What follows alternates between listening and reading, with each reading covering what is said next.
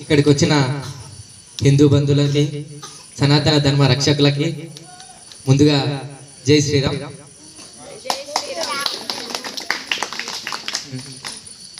ఇప్పుడు పోయినసారి అడిగిన క్వశ్చన్ మళ్ళోసారి, భగవద్గీతని రచించింది ఎవరు?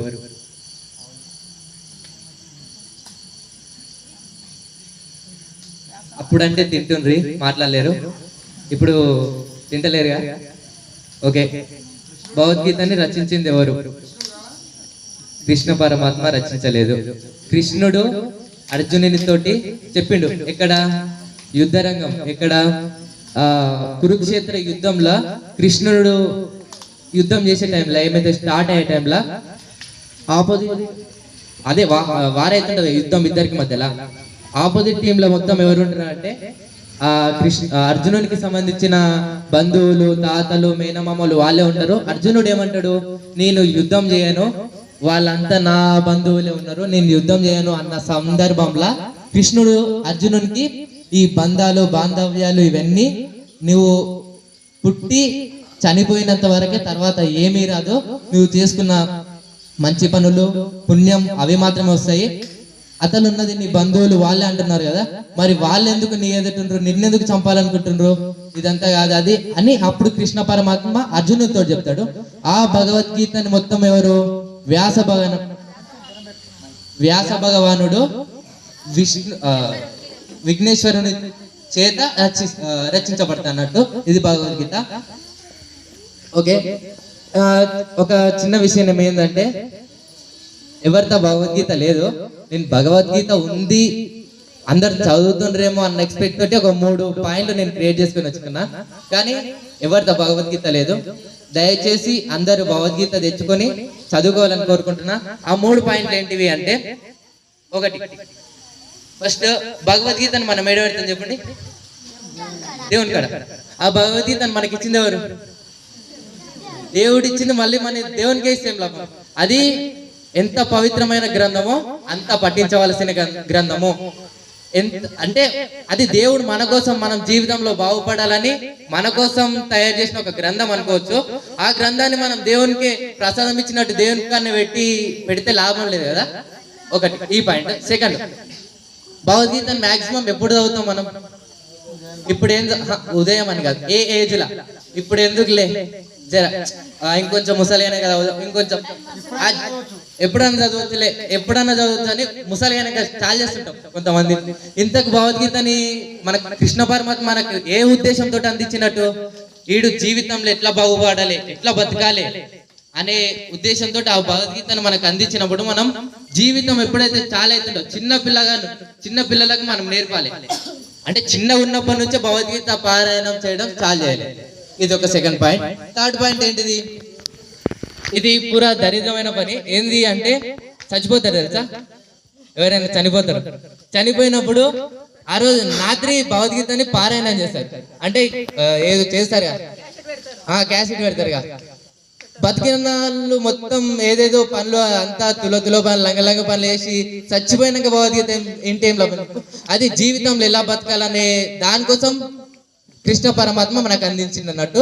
ఆ భగవద్గీతని మనం చిన్నగా ఉన్నప్పటి నుంచే పఠించాలని కోరుకుంటూ, అందులో ఒక చిన్న శ్లోకం ఏంది అంటే, చాతువర్ణం మాయ సృష్టిం గుణకర విభాగశ, ఒక నిమిషం, చాతువర్ణం మాయ సృష్టిం గుణకర్మ విభాగశ తస్యకర్త రమామం విద్యకర్త రమామ్యహం. ఈ శ్లోకం భావం ఏంటంటే, జనులు గుణములను, కార్యకలాపాలను ఆధారంగా 4 రకాల వృత్తి ధర్మాలను నా చేత సృష్టించబడ్డాయి. ఈ వ్యవస్థని నేను సృష్టికర్త అయినా నన్ను ఆ కర్తగా మరియు సనాతనిగా తెలుసుకోను. అంటే ఈ శ్లోకం ఏది? భగవద్గీతలోని 4వ అధ్యాయంలో 13వ శ్లోకం. ఈ శ్లోకం ఏం తెలియజేస్తుంది అంటే, ఇప్పుడు ఒక చిన్న ఎగ్జాంపుల్. ఇప్పుడు ఒక వ్యక్తి ఉండు అని మంచి పనులు చేస్తుండు. ఒక ఊర్లో ఒక వ్యక్తి ఉండు అనుకుందాం. ఆ ఊరికి రోడ్లు లేపిస్తుండు, హాస్పిటల్ కట్టిస్తుండు, అది ఇది చేస్తుండు. అతను ఏమంటాం మనం? మంచోడు అంటాం. ఒకడు ఇట్లా మొత్తం ఇక దౌర్జన్యాలు, దగాలు, దొంగతనాలు చేస్తున్నాడు, అతన్ని ఏమంటాం? చెడ్డోడు అంటాం. కానీ ఇప్పుడు మంచి పనులు చేసిన మొత్తం నువ్వు మంచి కులం అంటావా? నీది మంచి కులం అంటామా అనం. కృష్ణ పరమాత్మ కులాల విషయాలే చేయలేడు.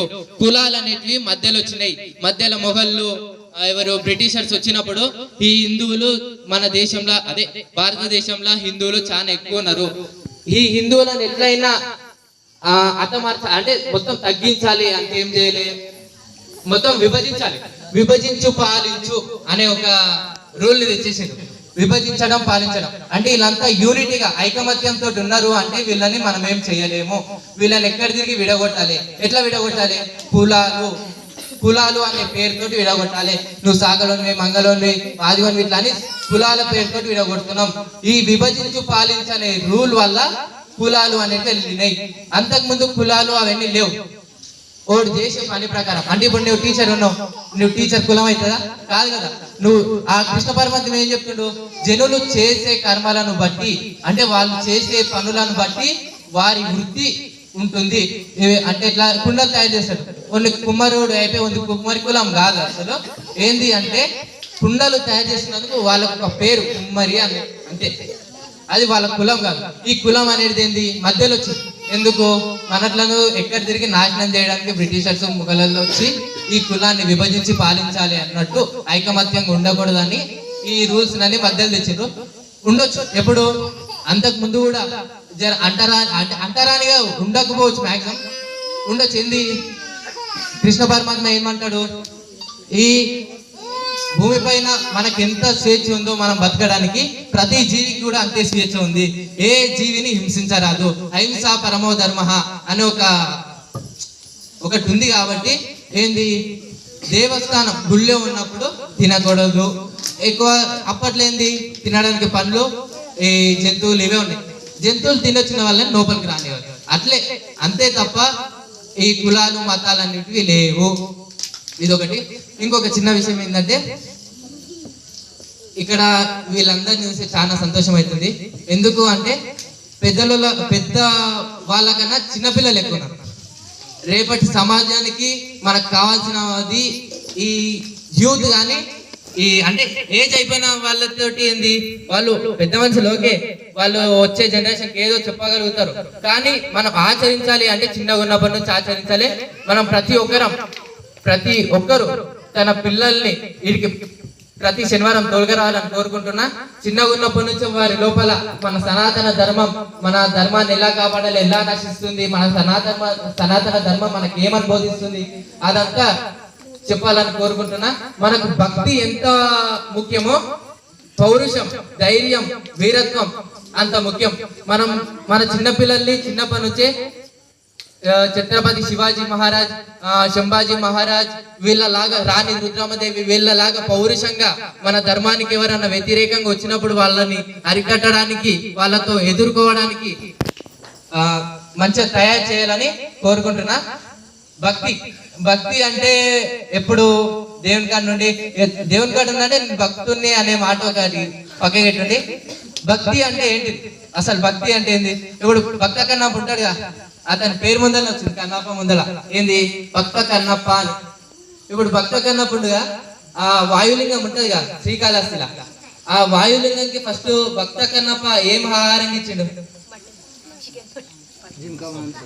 ఆ భక్త కన్నప్ప వేటగాడు, తనకు ఏది తోచిందో అది ఇచ్చిండు. దాన్ని ఇప్పుడు శివుడుండి నువ్వు మాంసం ఇస్తున్నావు, నేను వద్దన్నాను అంటే నేను వద్దంట అది దాన్ని అనలేడు. ఇప్పుడు ఆడ భక్తి ఏంటిది అంటే నీకున్నది నువ్వు సమర్పించాలి. ఓకే, అప్పట్లో తినడానికి అన్నం అవన్నీ ఏం లేవు. అతను తిన్నది ఏంటిది? అతనికి తెలియదు ఏంటిది దేవునికి ఏమి ఇవ్వాలి అదేంటి తెలియదు. అతనికి ఉన్నది దేవుడు ఆకలి కొంటాడేమో అన్నట్టు అతనికి ఉన్నది ఇచ్చిండు, అది భక్తి. ఓకే, భక్తి. నెక్స్ట్ అతనికి శివునికి కళ్ళకెళ్ళి రక్తం వెళ్తుంటది. రక్తం వెళ్తున్నప్పుడు ఒక కన్ను వీకి పెడతాడు.